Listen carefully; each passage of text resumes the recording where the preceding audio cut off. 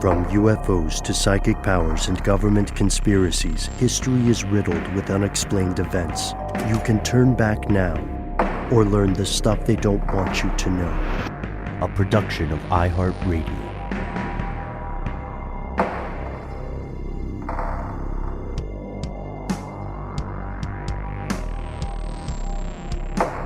Hello, welcome back to the show. My name is Matt. My name is Noel. They call me Ben. We're joined as always with our super producer, Alexis codename Doc Holliday Jackson. Most importantly, you are here, and that makes this stuff they don't want you to know. For several folks in the audience today, you're here in a very real way because this is our weekly listener mail. Behind the scenes, every week, sometimes over the weekend, Matt, Noel, and I take a survey of all the amazing, sometimes frightening, correspondence we have received from you, either through our phone number 1-833-STDWYTK, through our email conspiracy@iHeartRadio, or through the various other ways that you can reach out to us as a show or as individuals. We mix this with great care. We stir it in a cauldron of concepts. We add a little bit of perspective. We take some tangents and throw them in the mix for a little bit of chef kiss umami. And that's what we end up bringing you every week. And that's what we're bringing you today. Our listener mail is going to... we're going to have some surprises for you. There's one, in fact, that there may be an imposter in the capital of the United States. Matt was a little irked behind the scenes when we asked him to tell us what this listener mail would be about. I think Matt eventually just went, fine, hypnosis. But yeah. but and then we have another a thread from our Facebook page. Here's where it gets crazy. They don't want to spoil just yet. Noel, I think I saw the same email that caught your eye, but you dug a little deeper on this one, right? Yeah, just a little bit. It's really just kind of a fun, silly story, and also about like, gosh, in the very relatively recent age of it seemingly not being that hard to like infiltrate the White House, or rather, government buildings, let us say, on Capitol Hill. Maybe the White House is a little trickier, but there's a story. Luckily, it's not anybody with nefarious intent, but we heard from a listener who I will call Steve. Who wrote thusly: "Hello, gentlemen and lady. I'm wondering if you'd heard about the story of someone online contacting various legitimate news agencies, including the Plain Dealer, CQ Roll Call, and the Washington Blade."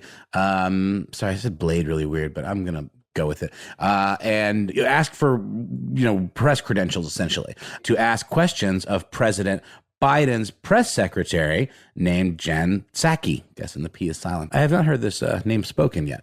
The person in question, Steve writes, has the name Casey Lego Montague. And she supposedly represented the new group White House News, even though there is no such group. The questions, on the other hand, were legitimate, such as things like COVID-19 travel bans, ambassadorships, any reactions to the Microsoft hack, and President Biden's current relationship with President Barack Obama. The report does not go into detail on the answers. This person may have been shifty in their way of asking questions, but they do seem like questions people would like to hear the answers to. I see this as nothing more than getting a shout out at the end of a podcast, and the person who did this getting a fist bump from Steve. To Casey Lego Montague, I tip my hat. Thank you, gentlemen and lady, for making a great podcast that I look forward to every weekday. Steve from Ohio. And this is totally true. And apparently that Lego was not for nothing, that middle name there. This person, Casey Montague, is an online Lego gamer. And a lot of this does stem back to COVID protocols, because according to this Politico article, 4 times in the recent weeks, members of the White House press corps have asked questions on behalf of colleagues who could not be there, or claiming their colleagues were not able to be there due to COVID restrictions and protocols. And it's a particular colleague, and that colleague goes by the name Casey Montague and does not exist. And is in fact, well, at least at the very least, is not a reporter. So yeah, this identity has been kind of popping up here and there in the White House for a while now. And that's all correct. What Steve said, the outlet is White House News, which is not a real thing, and refers to it as WHN. And this individual has two actual Twitter handles, which are followed by a lot of top White House actual staffers and journalists, and also has filed Freedom of Information Act requests to obtain Psaki's personal financial disclosure forms, along with disclosure forms tied to at least one other official that Politico found out about, and that is the president's national security advisor, Jake Sullivan. Montague is so, I guess, just kind of a phantom at this point, right? Yeah, it's pretty cool just being able to sneak in there, get some questions off over time, get out. It's pretty amazing. Yeah. But also terrifying that security is that lax or duped that easily. One point of contention, though, I believe this person was a Roblox player. That's right. It says the Politico piece goes on to report that they believe that Montague, their activities were nothing short of a weird flex for their online gaming platform of choice, which is Roblox. And which is not Lego, sir. That's right, Matt. But I don't know if you know this. Clearly, you're not a Roblox enthusiast. Apparently, Roblox players jokingly refer to themselves as Legos. Well, yeah, because they know they're not, and it's a joke. Exactly. Just saying. I'm just saying it's a nod. It's like PogChamps and Twitch community or whatever. It's like this jargon these kids have. I'm confused though. Did this person actually show up in person? Because the Politico article says 4 times in recent weeks, members of the White House press corps have relayed questions to Press Secretary Jen Psaki from someone claiming to be a reporter who is not able to be there in the room due to COVID protocols. I don't believe they have met these reporters in person. That's right. Because you'll see it's all phrased or couched as in communication with colleagues or confidants. This is an industry, and because of the size of it, right? Like imagine you work for a presidential administration and your job's to keep an eye on the news and analyze it, synthesize it, evaluate, digest it, et cetera. Then you're just going to start scooping up anything that feels like it considers itself a legitimate news source, even if you don't. I mean, make no mistake, there's someone in the White House keeping an eye on InfoWars. They're not keeping as close an eye on it as they would say the editorial board of the New York Times, but they're definitely trying to get as much information about reporters and about reporting outlets as they can. This, I think I can say this now. I mentioned it a little bit off air. The statute of limitations has passed for whatever number of crimes I committed in doing this, but I impersonated a reporter and got to interview former presidential candidate Howard Dean a number of years ago, and their security was cartoonishly lax. Maybe I just looked like I might be a legit reporter from the local newspaper that I totally made up. But literally what I did, guys, I had one of those little notebooks I always carry, and I was wearing a baseball cap, or I had one in my car. You always have like a couple of changes of clothes in your car and stuff. So I had a baseball cap. Everybody has that. Yep. Well, everybody should. So is that in your go bag, or is that like a separate thing? Yeah, no, it's a modular. Okay, I don't want to get us in the weeds, but so I had this hat, and I don't know where this baseball cap came from. I still have it. It's a Steelers cap, and so I turned it backwards, and I was like, boom. This is my Clark Kent to Superman move. I'm a reporter now. And I asked Howard Dean if I could ask him some questions. And I didn't immediately like Zach Galifianakis, Eric Andre this, because I didn't think I would get that far. So like partway through, this conversation was maybe 20 minutes, which was a lot of time for the guy who's running for president. But I think eventually his handlers realized that I had no idea what I was doing. I was just making this up. But anyway, long story short, there were no consequences for me. It said, okay, you just have to move on. I didn't have a press pass. Everybody else had a press pass. No one checked me for that.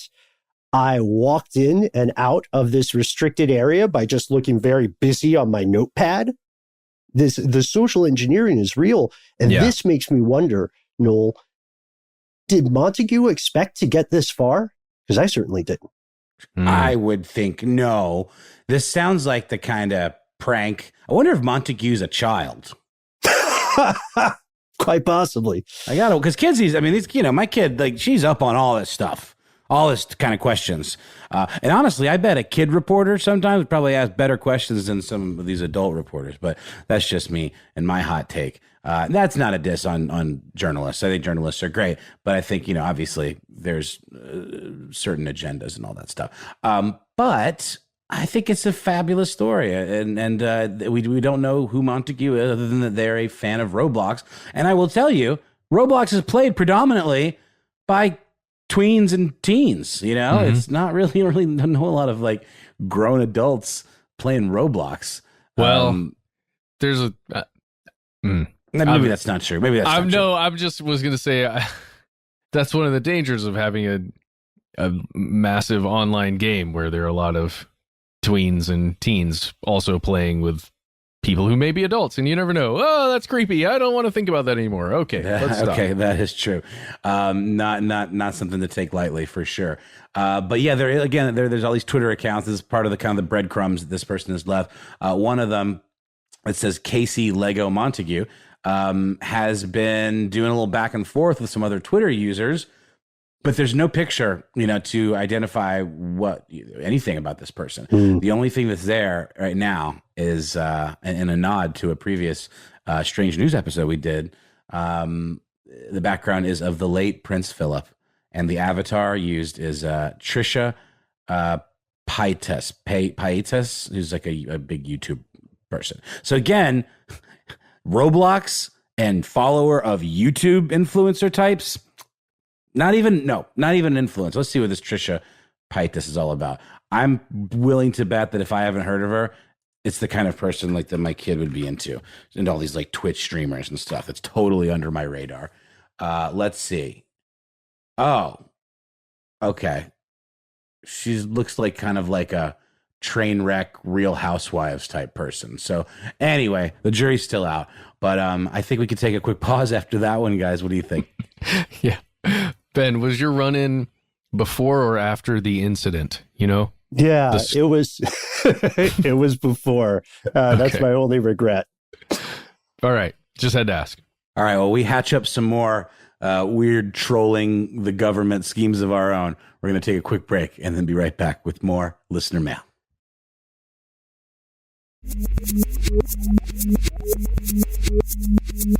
Okay, we're back. And really quickly, I just want to say the YouTuber that I was talking about before the break, Trisha Paytas, now uses they, them pronouns. Just wanted to be respectful of that. This is literally a day-old story. So I didn't want to misgender anybody. So, sorry. Ben. Yeah, right on. We have returned. We're going into a story I wanted to share with everyone, a discussion we talked about off air. This is a little bit different. I want to try something new with you, fellow conspiracy realists. I want to bring many of you along in this segment. We talk about our Facebook group. Here's where it gets crazy. We've been doing an okay job keeping up with the phone banks, but I wanted to give our Facebook page a little bit of TLC because I read something very interesting from Casper W. And let me give you Casper's post, and then we can start talking about some of the troubling implications of what Casper is asking here. Casper says, "Hi, first-time poster, long-time listener. I have a 5-year-old son, and we're learning how to spell words. And I suggested we play Hangman until he asked what it was.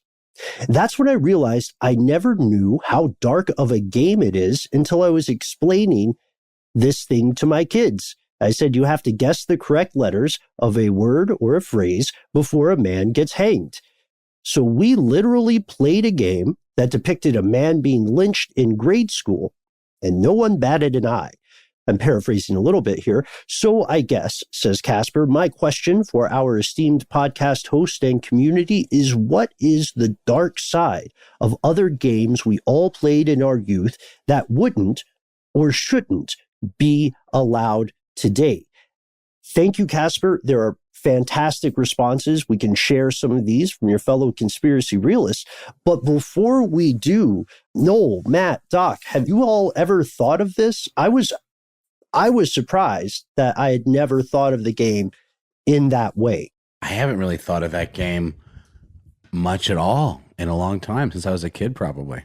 Yeah, it's a weird concept of explaining regular things that are in our lives that we just haven't thought about since we were kids. They just exist, but then explaining that to a young person and the way Casper did. I'm going to think about this while we're continuing to talk if there's anything else that comes to mind, but right now, same. I can't think of anything. My dogs are doing something. Playing Hangman? I think maybe it's a very vicious game of Hangman. Right. They're trying to spell wolf. Now, there was definitely some point when I was an adult when I randomly thought about that. And I'm like, that's kind of up. But like, I don't remember what the context was. Same thing with other things that, like, when you're a kid, you're like, oh, this is cool. Like Pepe Le Pew and his antics that, like, when you're an adult, you're like, it's kind of weird. Not a game, but just a thought. Mm-hmm. Yeah, that's exactly where this conversation is going. Doc Holliday, mind reader. I feel like this brings up two concepts, and gaming is one of those concepts, but it's a smaller part of the larger thing, which is just how sinister so many seemingly innocent, cartoons, games, songs, rituals of childhood appear when you look back on them as an adult. It was in conversations with our friend, I believe it was the bakeologist, who had supplied us those awesome cookies last year. I still have 2 in my cabinet, by the way. Nice. I had to eat one of mine, but I do have the other one as a keepsake. So thank you again, bakeologist. But I believe it was you who, it may have been you, it may have been someone else who noted that there's a weird approach to games that we take in the Western world. A game seems to necessitate a winner and a loser in an often cutthroat competition. But when you think about it, that's not really how games have to be. And when we look at some of the world's most popular games, or some of the games we all remember as kids, we see some crazy stuff. I'd like to shout out Sean M., who responded to Casper's post by saying, chess, sacrifice whatever it takes to complete a targeted killing, so long as your aristocracy survives. Wow. That's brilliant. chess? Dude. I guess it's definitely one way of looking at it. Mm-hmm. Yeah, just save the king, whatever you do, no matter what the collateral damage. Right. And some of those pieces are literally meant to die. That's why they're on the board. But there's another one. Samantha H. brought up something I was not aware of concerning the history of cakewalks. We all know what a cakewalk is. So according to Samantha, I haven't done too much research on this. She says, my elementary school used to do cakewalks to raise money for various things. And I just learned recently that it actually comes from the era of slavery, making enslaved people dance to earn a cake for the amusement of slave owners. Just says this was so awful. So many lighthearted activities have such dark, lots of racist roots. I had never heard this before either. Yeah. Oh, no. Holy cow. Yeah, this is one of those Googles that will take you down a nasty rabbit hole. Literally just type in history of cakewalk. And it's terrible. It's like slaves dressed up in, finery basically, but clearly as some sort of like macabre kind of like, show, parading around, with this like giant cake in the middle. There's so many images. If you tie, it's all, oh my God, it's very disturbing, but very fascinating. And so many historical images tied to this. I had no idea. Yeah, this reminds me of our previous work on the darker side of things that are generally considered good, like the Sierra Club. Also, there's one I was aware of. Miranda Giselle A. talks about Ring Around the Rosie. And you guys have probably heard the issue with Ring Around the Rosie.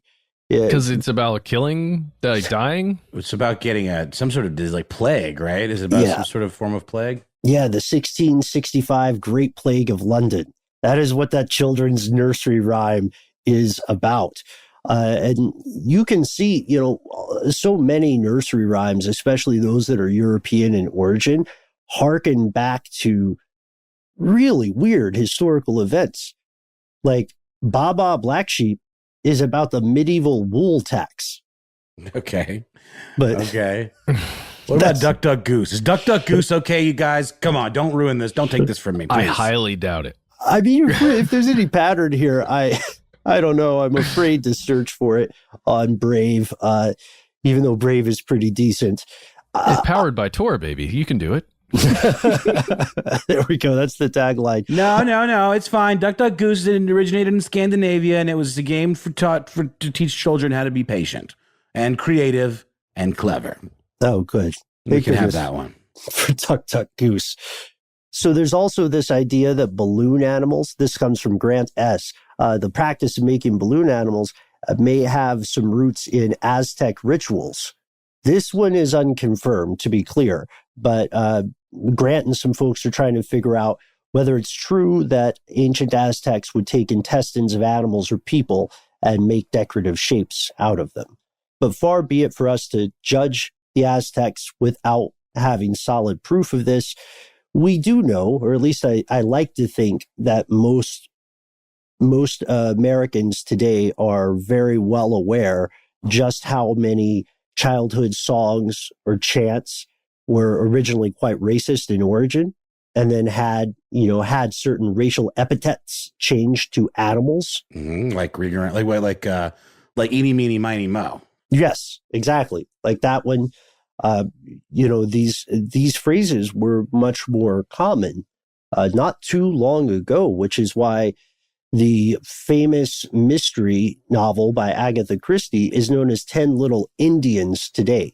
That is not the original title. And it's strange, right?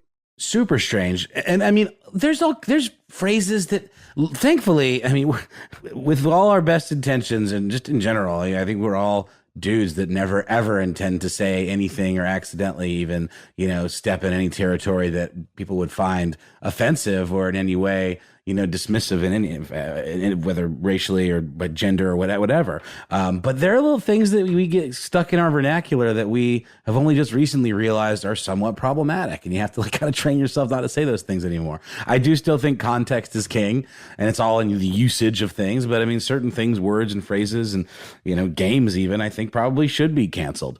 But, yeah. It really is a situation where you just got to educate yourself. Oh, I can't stop doing it, Ben. I'm sorry. How dare you?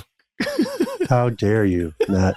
For everybody listening, there was a time a while ago when Matt and I were friends. Like, we would hang out. Oh, the glory days. We would talk about non-work stuff, but that I get it. I pick it up what you're putting down, Matt. It's over. All right, so we have more examples out there. I do recommend checking out Here's Where It Gets Crazy and seeing this post, because you can maybe share some of your own experiences, or you can send your stories directly to us. We encourage you to do so. I love hearing about this because it's a form of hidden history. And history is really, as I've said before, history is not static. It is an ongoing conversation. History is a palimpsest. That's the best visual metaphor. These things that happen may be written over, but they never really disappear. And you can learn so much about the present day by learning the origins of the things that we take for granted. With that being said, I know that's a little heavy and pretentious and philosophical, whatever. But with that being said, I thought it would be appropriate to end on one of my favorite lines from this thread. I will give this completely arbitrary award for favorite comment to you, Eric A., who, when asked about Sinister games, responded by saying, "Twister is just sex in a box." That's my time, ladies and gentlemen. We're going to pause for a word from our sponsor, Tip Your Server. We'll be back with one more piece of listener mail.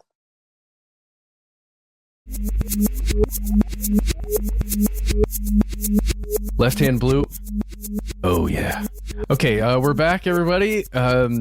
It's a Twister callback, so don't be disturbed, everyone. Yeah, say it in a sexier voice. Sex in a box. Left hand blue. Tonight on the Quiet Storm. Let's go for a spin. That's my right hand gonna do. You know what? Speaking of, let's go to. This is a mini.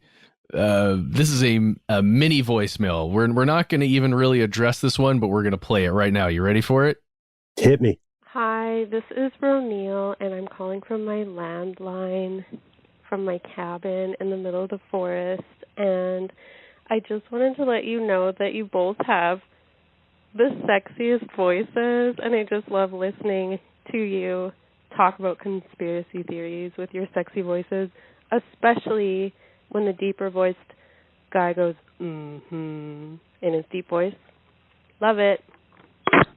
Oh, no. Come on, man. All right. Come on, it's perfect. It's okay. perfect. All right. You know that's Ben, right?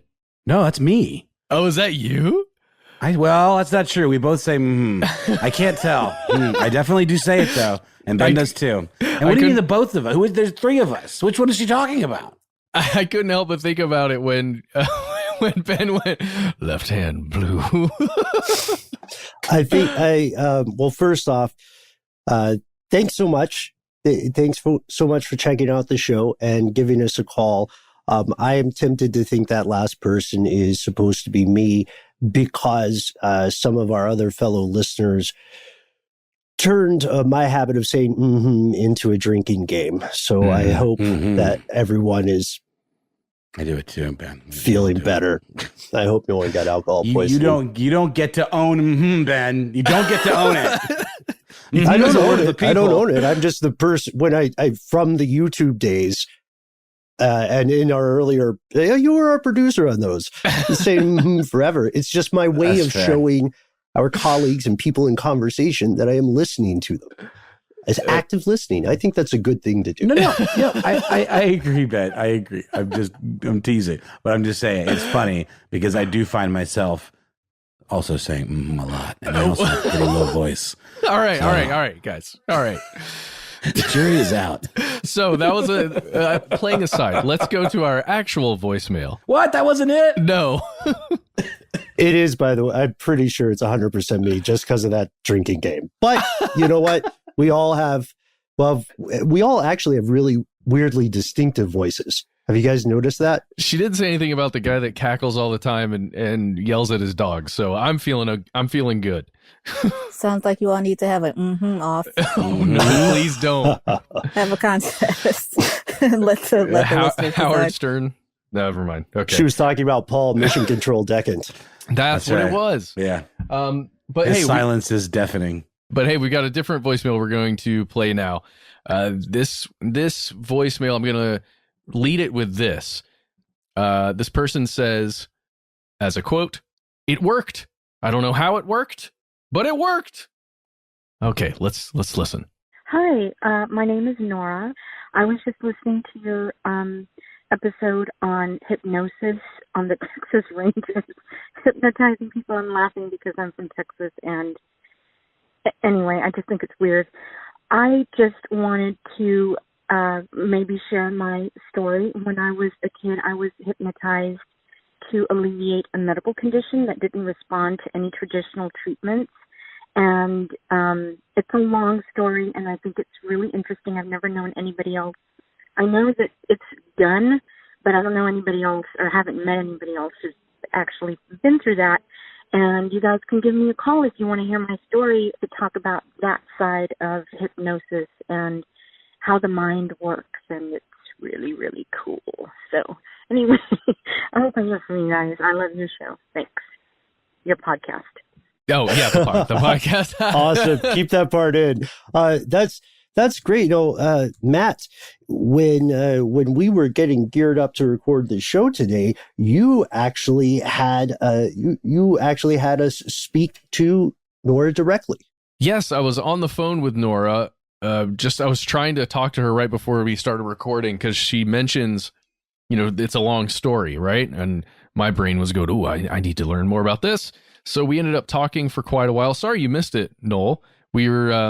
I was talking to her separately and then just happened to jump on the Zoom while I was finishing that conversation. Got it.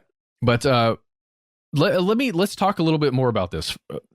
Before we jump in, have you guys ever heard of hypnotherapy being used to cure a physical condition, like something that a dermatologist would deal with? Okay. No. Yeah, I have. I think the most common form of hypnotherapy for a physical condition would be something that is both physical and psychological, such as addiction, right? To tobacco, addiction to alcohol or other drugs of that ilk. But this sounds like you're talking about a skin condition, possibly eczema, something like that, maybe? Yeah, a skin condition. My brain goes to exactly where yours just went, thinking about addiction, hypnotherapy for that kind of thing, using that technique to convince someone that they don't need a substance or, to think about something else when that addictive thing begins to occur. In Nora's case. Oh, I just want to point out, I'm also drinking a carafe of coffee as we're doing sure. this. Monster Paradise, Ultra Paradise, delicious. Monster Energy, all the stuff you want and don't want at the same time, and it's great and terrible, but wonderful. Okay, so Nora was 5 or 6 years old, and she was dealing with warts on her hands. She said there was significant wart growth on her hands, and she had been to several doctors in a small town, and the doctors, they would do the painful treatments that many of us, probably you, have experienced before with some kind of growth. I used to get them under my armpits and back of my neck. They would literally use a scalpel or scissors to cut off a wart. Yeah, and it would bleed like crazy, and it was really gross. Or they would freeze. They would freeze them. Mm-hmm. A lot of times I had a couple on my hands that were frozen off when I was younger. She said that she went to several physicians that did these treatments on her, and the warts would grow back and more warts would grow. And it was just a terrible situation. They were on, I think, their 3rd or 4th doctor visit. Like this is, again, Nora as a 5 or 6 year old with her mom. And they were just asking another physician, what can you do for this besides these things that don't work? And it was a father and son general practitioner office, at least according to Nora's recollection and conversations with her mother. The son was talking to them when the father was like listening, I guess, around the corner, and he kind of peeked his head in and was like, hey, I got a little something different that we could try. Mom, you down? And Nora's mom said, okay, let's try it. They went into his office, and he sat Nora down, this very young child. The mom was there with her in the room, and the doctor said quietly and calmly, I want you to interlace your fingers. So put your fingers together. Okay. Yeah, we're doing this. And then he right. said, I want you to stretch your arms out as high as they can go. So she stretched her arms as high as she could stretch them. Oh, and okay, kind of like ballerina style. Ballerina style. And then he asked her to separate her fingers, and she could not. And she remembers distinctly not being able to separate her fingers. And then slowly and methodically, he transitioned to, okay, now I want you to separate your fingers. And she separated her fingers. And I guess he put her into a hypnotic state pretty quickly, at least to her recollection. And after that, Nora went to multiple other sessions with this doctor and her mother. And over the course of not a long time, her warts completely went away, according to both her and her mother. And my thoughts are, how? Right? How is this possible? This can't be a thing. There's no way in the world that this could possibly be a thing. Hypnosis being used to suggest to a person or to a person's dermis or epidermis to change the way it's functioning. I was hugely skeptical, and I still am to a large extent. But Nora is absolutely convinced that this is what cured her warts. I see. Okay.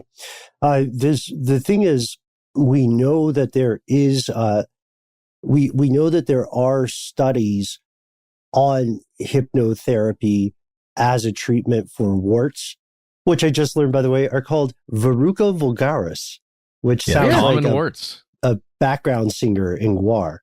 Well, it's also what the character in Willy Wonka and the Chocolate Factory is named after. Veruca salt was I guess, I don't know, maybe it was just a combination of two words, but a verruca is like a pustule or a boil or a wart. It does seem strange because the science, the science, it seems to be confirmed in some places, but then people have problems with some of the studies earlier. I think the biggest takeaway for anybody who's not a hypnotherapist or a doctor is that modern science is still struggling to understand the relationship between the mind and the body. And we know that these two categories, these two things, can influence each other in a reciprocal way. Like your gut biome can have an effect on your mind, on your mental function. That sounds really weird, but it is also really true. So to me, it's not out of the realm of possibility that self-hypnosis or professional hypnotherapy could mitigate some physical conditions, especially if they're caused by something someone is mentally experiencing, like anxiety or stress. You know, when people, like, their hives might flare up, right? Because they're very stressed. You remove the stress, the hives dissipate. I could totally see that. I guess I just didn't see the correlation between, I guess, the warts and something mentally that was going on, something psychologically going on, because I would be skeptical that your mind could influence your gut bacteria. I don't know about that specifically, but some things like shingles, for example, are caused by stress often. And that is literally, I mean, it's not the same as a wart, but it's a breakout of unusual, kind of bumps, and it can manifest differently. But every time I've known someone that's gotten shingles, it's usually surrounding some sort of very stressful time in their life. And it's pretty common explanation. Yeah. So I want to jump to some of the things you're mentioning there, Ben, in just one moment. I just quickly wanted to mention a couple of things I brought up with Nora on the phone that we discussed.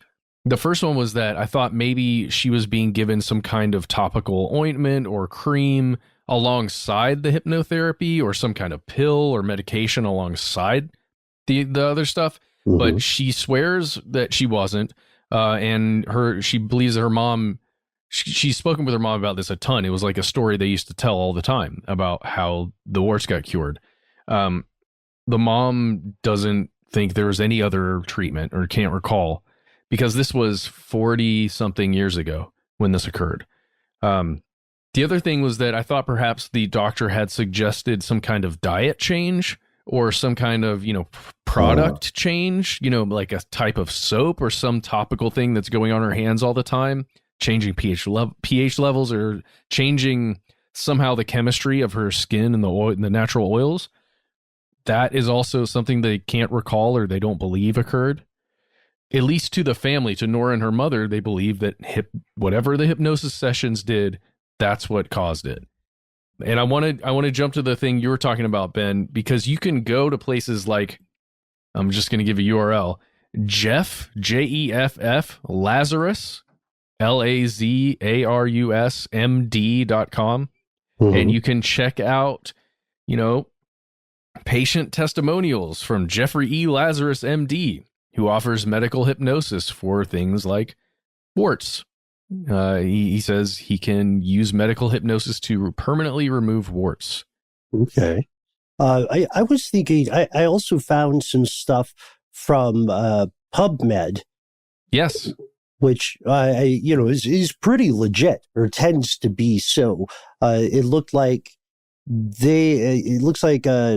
one DM Ewan is reporting 41 consecutive cases of hypnotherapy used as a treatment for warts with 33 cures. Yeah, and that's from 92. And then even in 88, in 88, there's a case report of a child with warts and how there were 82 common warts on this 7-year-old female removed through hypnotic suggestion. And it says, this is what it says in the abstract.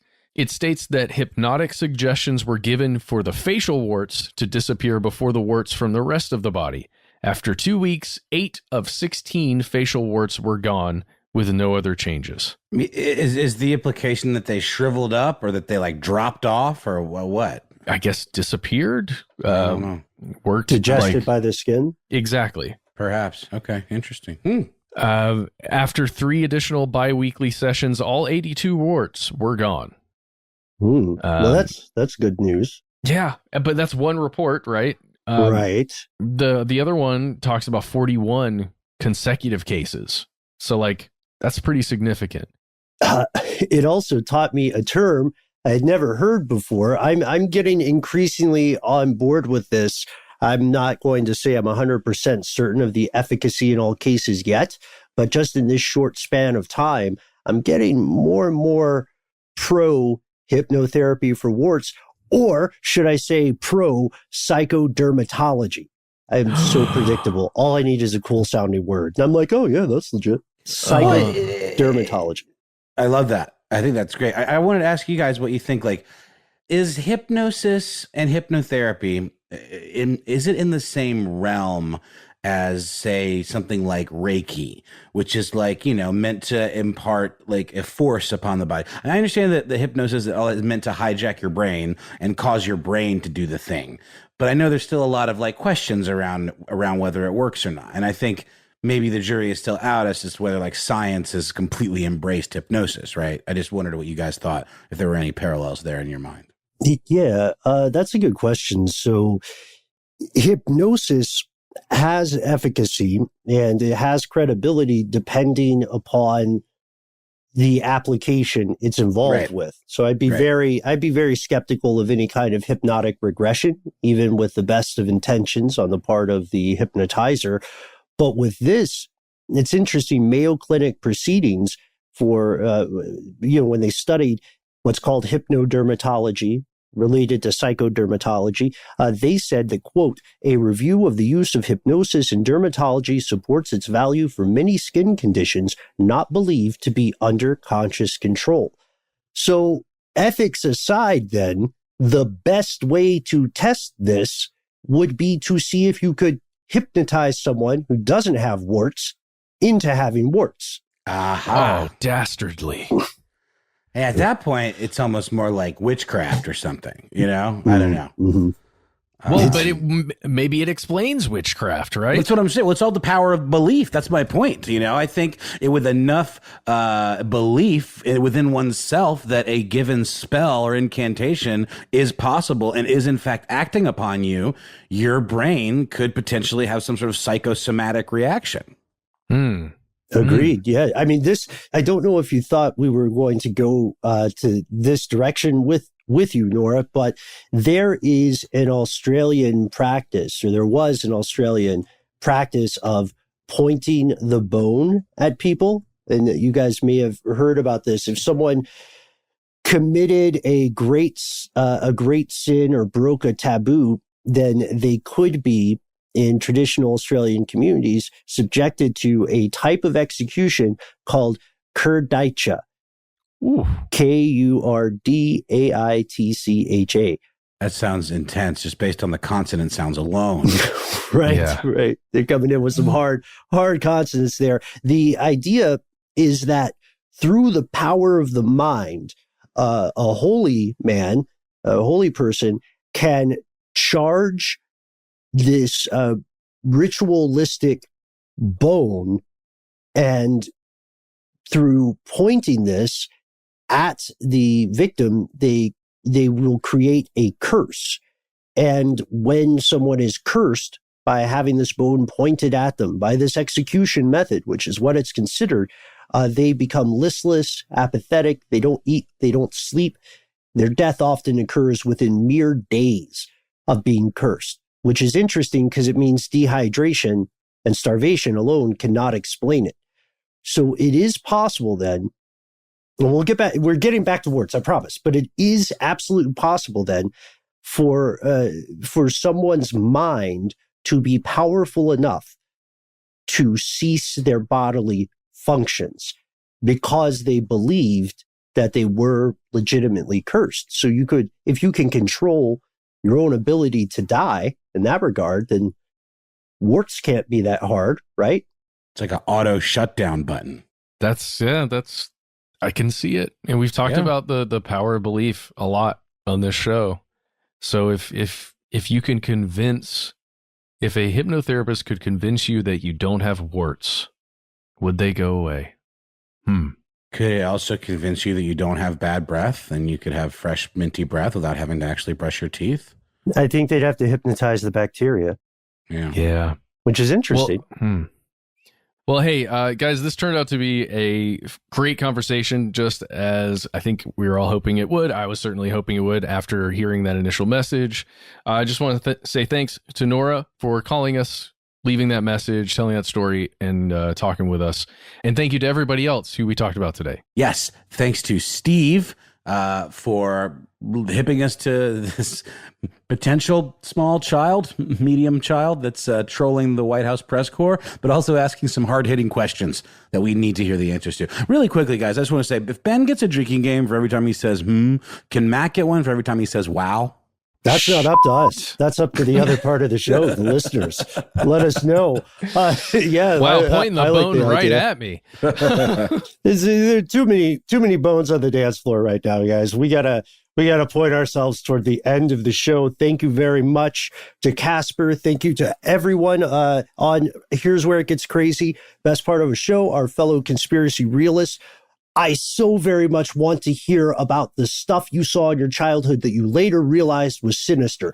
Doc had an excellent example with Pepe Le Pew, but there are other examples out there. There's a really weird scene in a Mark Twain claymation thing where they talk to Satan. There are a lot of 1930s cartoons that look positively occult, arguably are. Yeah, Pepe Le Pew is basically like a rapey Terminator. Really strange. And by the way, I say psychedelic a lot, so that can be my drinking game. And let us know, either on that thread or just calling us, contacting us directly, what sinister things you saw in childhood, what your take on hypnosis is, and let us know the times that you have impersonated reporters. I feel like we've all been there. We try to be easy to find online. We've got Facebook, Twitter, all the good ones, all the hits, all the slow jazz. But if you don't like social media, you can also call us directly. That's right. You can reach us at 1-833-STDWYTK. 3 minutes is the time. Your time to shine. Leave us a message. Tell us a story. Ask us a question. Anything that you think would be appropriate to include on one of our weekly listener mail episodes. The one you just finished listening to. If you don't want to be on one, maybe write us an email. You can certainly, do the voicemail as well, but try to stick to the 3 minutes and just let us know what to call you. And please do let us know if you definitely don't want us to use it, because we like to use them because y'all are great. Yes, and remember youtube.com/conspiracy stuff. That is where you can find all of our videos that have ever occurred on stuff they don't want you to know, including these conversations. Check it out now if you'd like. We'd love to see you over there. And please feel free to leave us a review on your podcatcher of choice, particularly on Apple Podcasts. We'd love to see more reviews on there if possible. If you got the time, I'll be like, wow. Yeah, thanks. I know you will. I'll find it incredibly psychedelic. And I'll make a deal with you folks. If the spirit so moves you and you write a review, if you put in something that makes me chuckle, or is an inside joke, then you might just end up on the air. So we're incentivizing now. Mm-hmm. That's right. Yes, indeed. And I think there's nothing wrong with a good incentive.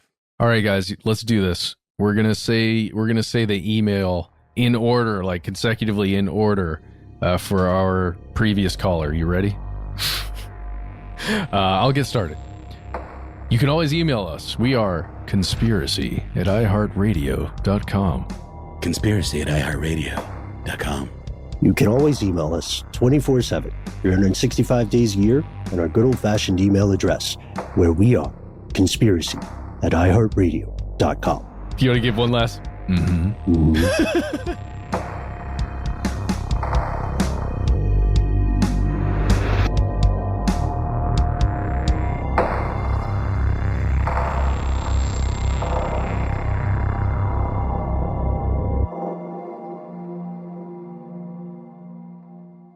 Stuff They Don't Want You to Know is a production of iHeartRadio. For more podcasts from iHeartRadio, visit the iHeartRadio app, Apple Podcasts, or wherever you listen to your favorite shows.